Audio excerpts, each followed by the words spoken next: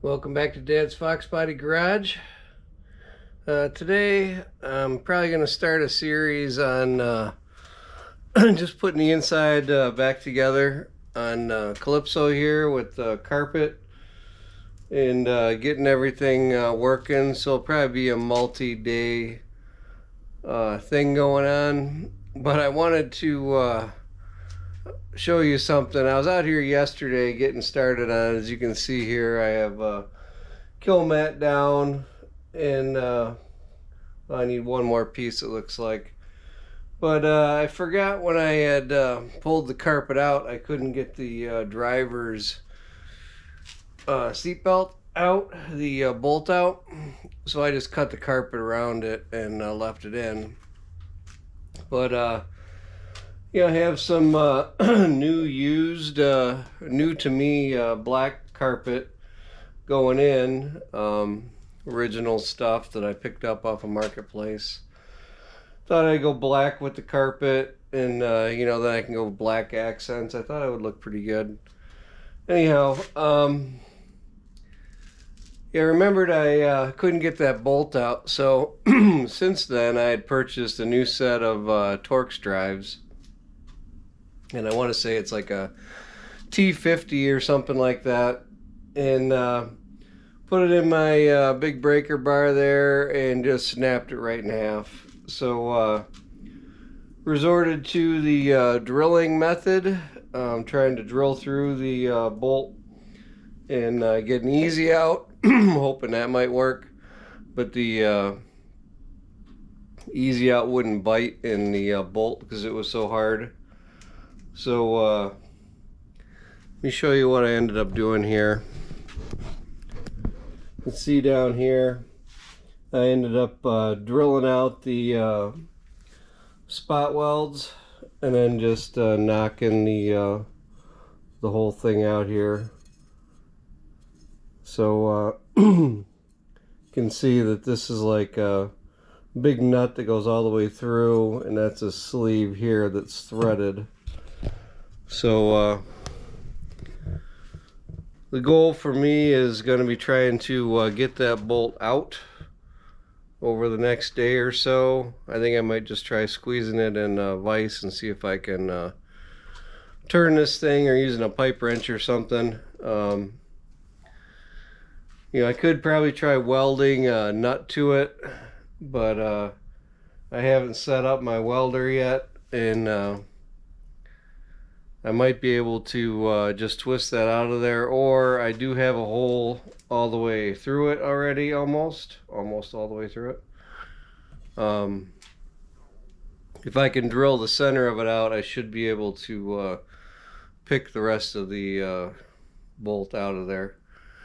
So that's the plan anyways, but once we get that out, then I'll put it back in from under the car and tack it or bolt it back into the vehicle, and then I can continue on. But that's one thing about these cars is they're gonna throw you a monkey wrench every once in a while. I thought I was making good headway, got everything out, and sure, I got frustrated, but I was able to use the hammer to beat that out of there. So took a little frustrations out that way. Did mash my finger up, because you always got to do that when you're frustrated, because that helps things. But that's where we're at right now. I think I did tell you guys that I went with the square setup. I know on one of the latest videos I was talking about the tires, because I got the new drag radials on the back, and I was thinking about putting the old rears on the front, and that would be a square setup then. They're a little big, I'll give you that. They're 255s up front. Looks a little bit chunky. A lot of rubber up there, but what a difference in the way it drives. Just night and day. It tracks real nice. Don't feel like you don't have any control like I did with the skinnies. You know, I've had some comments saying, oh, I've ran skinnies for, you know, years and without a problem. And I'm sure some people do, but the roads around me over here are really rutted from a lot of big trucks and stuff. It's a pretty high traffic area. And those skinnies would just find those ruts anywhere, you know, every street. So you're constantly trying to keep it out of the ruts, and if you get on it, it was a handful. Where now it's much nicer to drive. And with the drag radials on the back, it really does help with traction. Like I was saying before, it's really nice. Change the personality a little bit. You know, it's still a monster, but it doesn't feel like it wants to kill you. So I'm gonna cut this off here and try to come up with a way to get this out of here. I'm not gonna time lapse anything, so I have no idea how I'm gonna do this. But just wanted to show you guys that, you know, stuff happens. You just got to keep going on. And in my mind, the easiest fix for this was to remove this piece from the car so I can work on it in a vise or on a workbench instead of, you know, laying on the ground, you know, getting tar on your clothes from the kill mat. And it was just the thing that I came up with to try to do this easiest I can. You know, I know I have to now weld this back in the car, but you know, I just can't be laying on the ground like this. You know, I'm getting close to 53 years old, and it's just a lot of work to roll around on the ground these days. You know, well, getting down there's not bad. It's the getting up that's bad. You know, especially with the one wing still. But anyhow, I'm gonna get going, and I'll keep you posted as we go, and show you the finished product in the end. All right, quick update. Managed to drill out my my broken bolt for my seat belt. Just mounted it in a vise and using a carbide tip drill. Just drilled out the bulk of it. You know, trying not to hit the threads. And then with a small, actually like a nail set, you know, small nail punch, just started tapping it in on itself towards the center and peeled what was left out of there. So next thing that needs to happen for that is I'm going to use the hole that I have in here, the existing hole, put a bolt through there from underneath the car, tighten it up, and then pull it flat to the floor again, and then I'm going to attempt to touch up or spot weld through those holes back onto this thing here. So that's the plan. That's not going to happen tonight though. I just mainly wanted to get this going because last night I was at my wit's end. You know, sometimes you just like hit the wall and you got to walk away for a minute. And glad I got that out. I'll sleep better. The bolt threads in. Grabbed one of the other bolts, thread that in, so I need to buy a bolt. But that can be for another day. So that's where we're going to end this one tonight, and I'll pick this up whenever I get out here again, and we continue on. Alright, it is yet another day. It is Saturday now. A few days have gone by. About 42 degrees out, kind of chilly. About 3 something in the afternoon. Thought I'd come out to the garage here and work on Colypso. So I ended up deciding to spin this around here, working on the seatbelt here. I kind of slit the tunnel there, fed the seatbelt bracket through the hole, had a wire hooked to it, pulled it back in position, tied it off, and then started tacking it.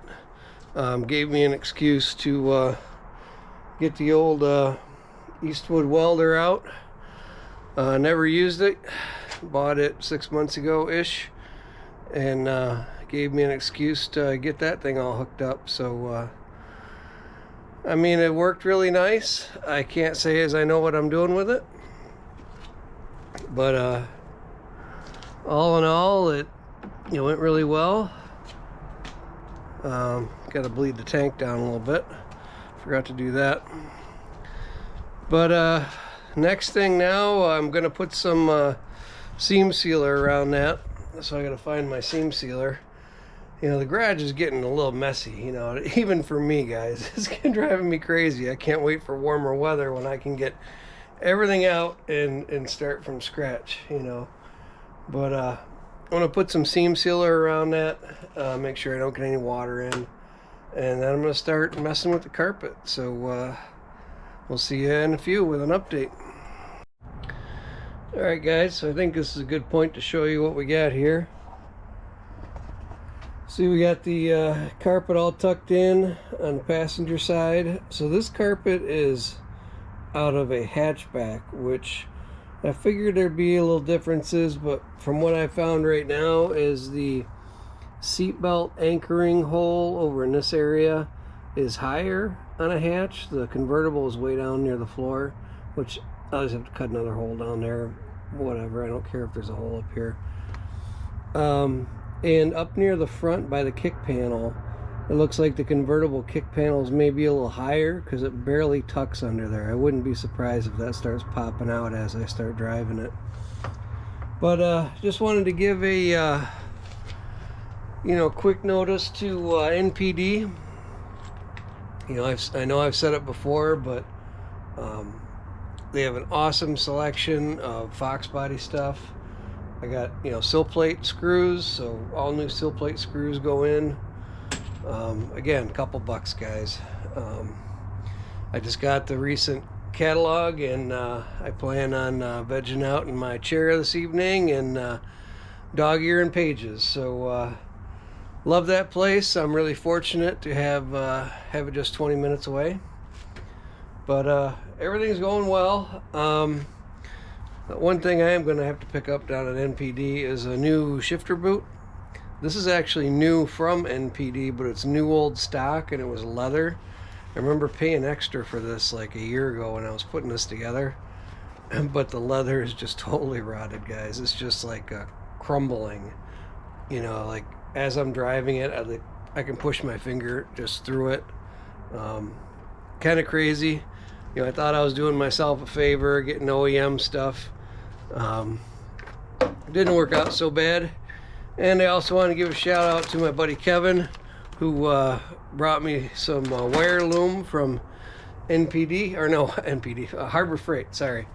And that's one thing I did before I put the carpet in. I said I was ready to put the carpet in, but I forgot. I didn't put my loom on. I covered my fuel pump wire because I ran a heavy gauge fuel pump wire, and new fuel lines or fuel level wires to the back also for the fuel cell. So covered all those as well. Tucked everything in as best as I could, and I think it's looking pretty good. I'll show you a quick picture once I get this sill on. I'll catch up with you. But it's probably as far as I'm going tonight. My next goal is to get the HVAC controls working, while the seats are out, so I can lay in there now, cover up the bolts so I don't dig those into my hip or something. But it's a lot nicer to be in the car now with no seats and with carpet. Something with it doesn't change to heat, so I know I put a new heater core in this thing, but there must be some kind of control that's not flipping. I don't have AC anymore, so I don't care if it's either off or on AC or on heat, I should say. But I got to figure out why that's not working. I'm sure the vacuum lines are probably disconnected or something like that, or maybe it's a bad unit. I don't know. But we'll look into that. And I also was thinking about putting in the ignition to the key again. So I'll probably take this apart over here and see which wire that is in the initials or in the original switch. and then I'll hook that up through so I can get rid of my push button. I am going to have a master kill still, so you know, if something bad happens, I can kill everything. And then I also want to retain my fuel pump and ignition cutout as well, just in case I'm working on it and I want to shut one thing off or another. And like I said before, it does help. I've never had a problem, but I've heard like on a hot engine, and being that I have lock timing, it could cause starting problems. But I'm only at 25 degrees and I've never really had a problem. But I am going to keep that feature. But yeah, it's really looking good, guys. I'll catch up with you in a second. I want to get this sill plate on, and then we're going to wrap this up. Alright guys, so that's it. Show you the final product here. Sill plates are on, tucked under the back seat. Got the kick plates in, but I don't have the Christmas trees that go in there, so I'll have to get some of them. But there it is. That's $50 carpet off of Marketplace. Used factory stuff that was in good shape, and couldn't be happier with the outcome. The old carpet that was in there was absolutely horrible, gray, and just full of who knows what. Mother Nature, we'll just leave it at that. So like I said, I'm gonna leave the center console out for a bit, finish up or tidy up some of the wiring and the HVAC, the heat side, and then I'll put the center console in and pop the seats in, and that's about it for the interior besides some cleaning. And I do have some door pocket delete panels to go on, and I want to get rid of the speaker cover. I'm doing the same thing here, filled the holes, and I'm gonna sand them down and re-dye it. But that's about it. Well, besides clean the seats, I gotta find some way to clean the seats. We did get some product at the first car meet of the year. Lightning fast stain remover and a brush that goes on a drill motor, so hopefully it doesn't totally destroy my seats, which I don't think they can get any worse than they are. Kind of a last ditch effort, and the rest is just going to be cleaning. Like I've said before, although I will be taking it to car shows, I'm spotlighting the drivetrain on the thing and just the coolness of the car versus like a beauty queen. I think it's cool. I mean, this is what I envisioned in my head, and I've touched like every part of this car, from the engine, trans, I mean, all the way through. Really proud of what I'm making here, and of course, I try to make it nice, but I don't have unlimited income, so I do what I can when I can, and up to the standards that I'm good with. So thanks again for watching. Hopefully you guys got something out of this one, as far as you can do this stuff even when things go sideways, with the bolt that I couldn't get out. You can get it done. It just takes a little sometimes you gotta step back like I do and rethink things. How am I gonna make this easier? How am I gonna be able to do this? But again, I'm happy with what I can accomplish, and I think you guys can do it too. So please like and subscribe. Subscriptions really do help, and send me some emails. Put my email up here. Tell me what you guys are up to this spring. Send me pictures of your rides. Talk about your projects. That's what I really like about all this car stuff, is not only doing it for my own satisfaction, but like to talk to other people about their projects. It's a lot of fun. I really enjoy the whole hobby.